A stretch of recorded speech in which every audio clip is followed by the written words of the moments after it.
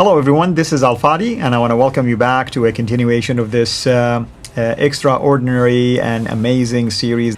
And today we are going to bring to your attention the spotlight on some of the names of those who are the few, the brave, or maybe you can call them the fools, who have basically unearthed some of this material, if not even most of this material that Jay, his team, and also including myself, bringing it to your attention so that you're aware of what's going on in terms of the origin of Islam and any contradictions and any holes really in the Islamic narrative as opposed to these facts that are being unearthed. So Jay, can you tell us a little bit more about the names behind this research? Yeah, and this is something that's absolutely important that we do this.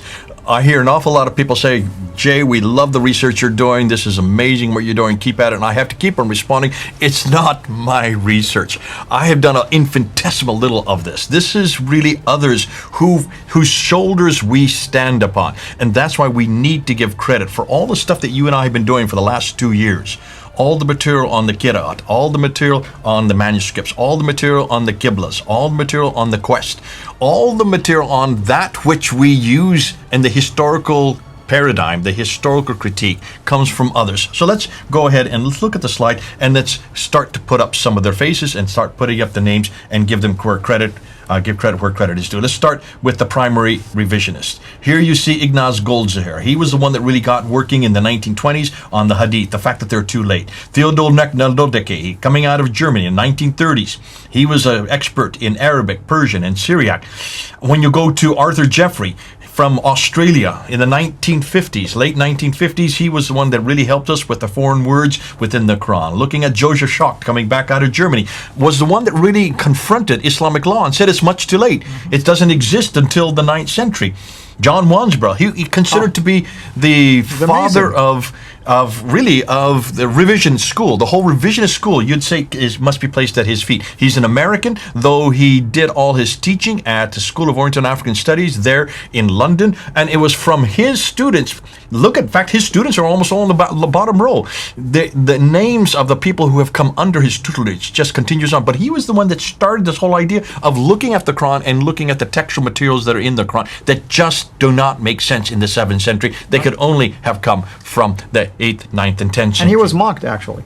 Mocked when you're doing that, but now everybody has come on board with it. They realize this guy really knew what he was talking about, but he was way ahead of his time. Dr. Gerald Haunting, he was my professor when I studied there in the 1990s. I studied under him there at the School of Oriental African Studies. He was the last of the great few there at SOAS. No one has really replaced him since he left. And he was a student of Dr. John Wansbrough. So was Dr. Patricia Corona. Dr. Patricia Corona from Denmark. She came and was one of the primary students under John Wansbrough.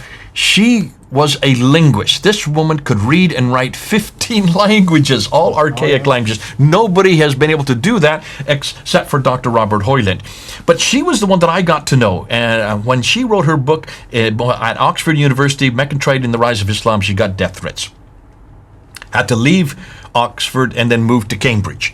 And while she was a professor, head of department at Cambridge University, it was when I got to know her, and she was the one that actually prepared my debate for me with Dr. Jamal Badawi in 1995, 26 years ago. I went to her office. She looked at all my notes, which were really her material, and she says, that's a good point. Why don't you say this? Here's a better way to say it. I'd throw that out, but here's another thing you can put into it. By the time I'd finished, she'd give me 10 major criticisms, historical criticisms. And I remember at that time I turned to her and I said, well, why don't you do this debate? This is your material. You know better than anybody. She says, because I don't have the freedom you have. I have a chair to protect here in Cambridge University. I cannot say what you can say because you only have one person that you're held accountable to, and that's the Lord Jesus Christ. And she showed me something that I realized, and the penny dropped at that time, that we have a responsibility. You and I, others who are now, I will show you when they come up, we have a different responsibility than they do. Let's go on down to Dr. Andrew Rippon, also taught by Dr. John Wansbrough from Canada.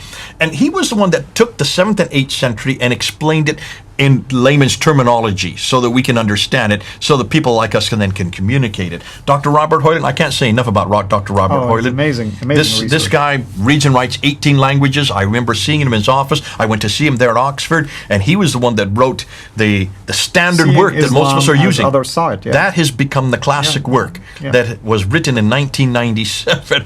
We're talking about almost 24 years ago. Dr. Yehuda Nevo, who is probably the world's expert on the earliest Islamic, Arabic inscriptions. In fact, nothing to do with Islam. And all of these people are saying there's nothing to do with Islam in any of the 7th and 8th century material. Dr. Norman Calder, who is also a student of John Wansbrough, again, like Schacht, unpacked Islamic law and showed, like Schacht before him, that in the 1990s, he was saying what Joseph Schacht was saying in the 1950s and the 1960s, and that is, you cannot trust Islamic law, but it is much, much, much too late. And then we go to the German school, and we look at people like Dr.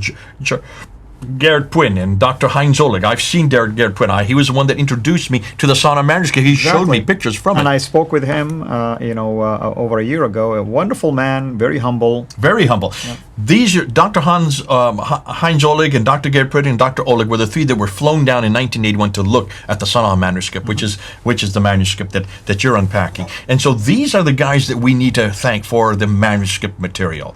And then we get to Ibn Warq. I'm putting him into this group. He should really be in probably a group of himself, because he is not a germinal researcher. Like, these are all unique researchers. They're the ones who are researching each one of their craft, and they're then coming to conclusions. What Ibn Warq does is he takes it and spreads it out to the whole world. And that's why we need to thank him for what he has done. He is the one that took all their material and then popularized it. Now, let's get to the new revisionists. So this is the new group, and these are all my friends. These are the people who are currently still working on this and getting it out there. Robert Spencer, you've had him on the show. I've had him on my show. I just had him talking to him. He's now just coming out with his brand new book, Did Muhammad Exist? What's fascinating about that, he had to write that new revision because of us. Because of what we had come out. And we interviewed him, remember, when he was going through in July of last year, in June. We interviewed him, and as a result of that, he said, I have to write a whole new revision. I'm going to have to update the whole thing. And you appreciate that, because that's true scholarship.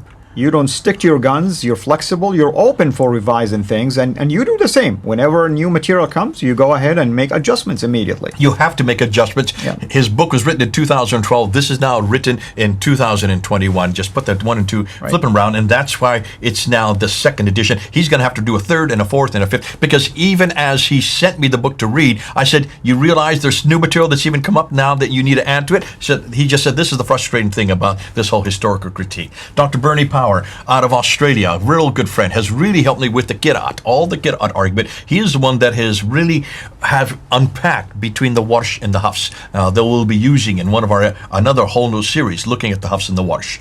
Dr. Dan Brubaker, I can't say enough about Dr. Dan Brubaker. I think one of the most courageous souls in our during our lifetime. He is now actually teaching on our MAPI course coming out of Veritas International University in California.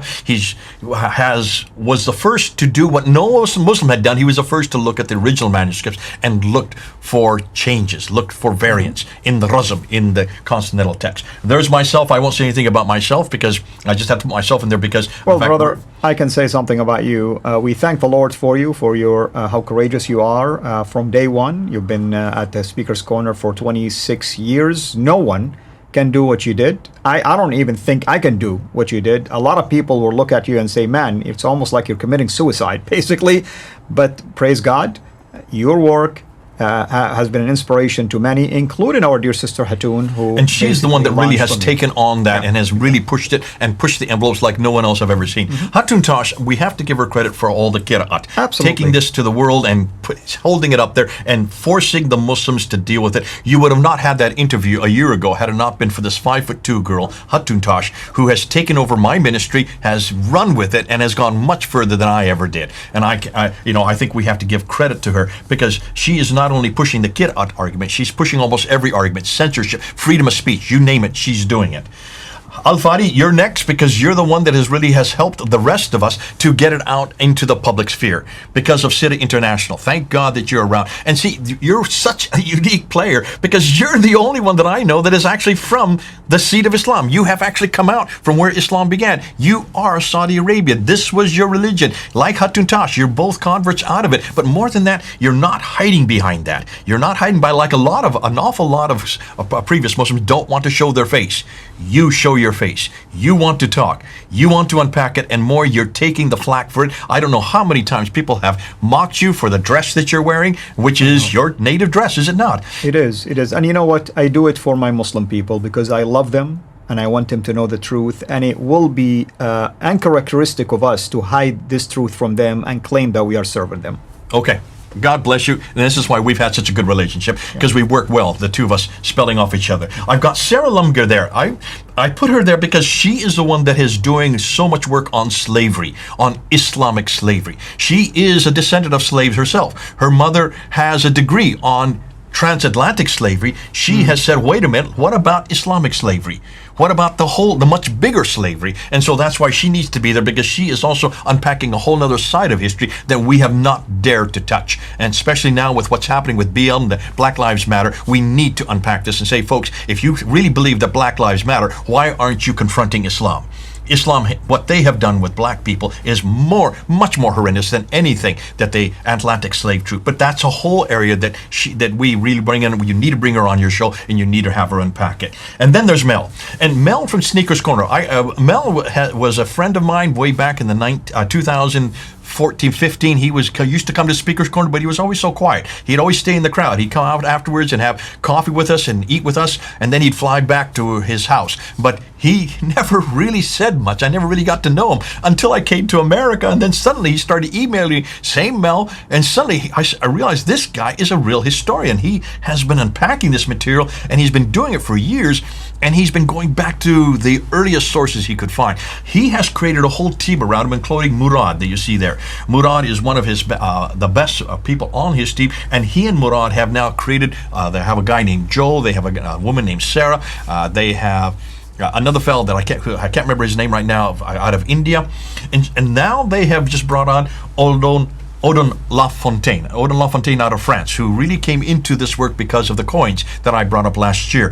He has just come out from France with all of his coterie of friends. So these are the new revisionists. You're going to see their faces. Murad can't show his face. That's why I just put up the picture that standardizes him. He's not permitted to do so because he lives in the Middle East. He must be careful because of the fact that he would be shut down real quickly if they found out and knew who he is. So those are the people we need to thank for, the people whose shoulders that we stand on, and the new revisionists. That's the people who we're going to be continued to work with. They're our colleagues, they're our friends, they are co-religionists, and at the same time, they are unpacking what we are just beginning to do. All we're doing, Al-Fadi, is getting it out there, making sure that others hear it. We are the spokesmen who are actually popularizing it and communicating it so the others can understand it. Amen, and thank you. This is a very special episode, really. Now people know the faces of those warriors, really, that stick their neck out there and do this research. By the way, all of these names that we mentioned, they have no beef with Islam. They're not there to try to attack Islam or the ideology.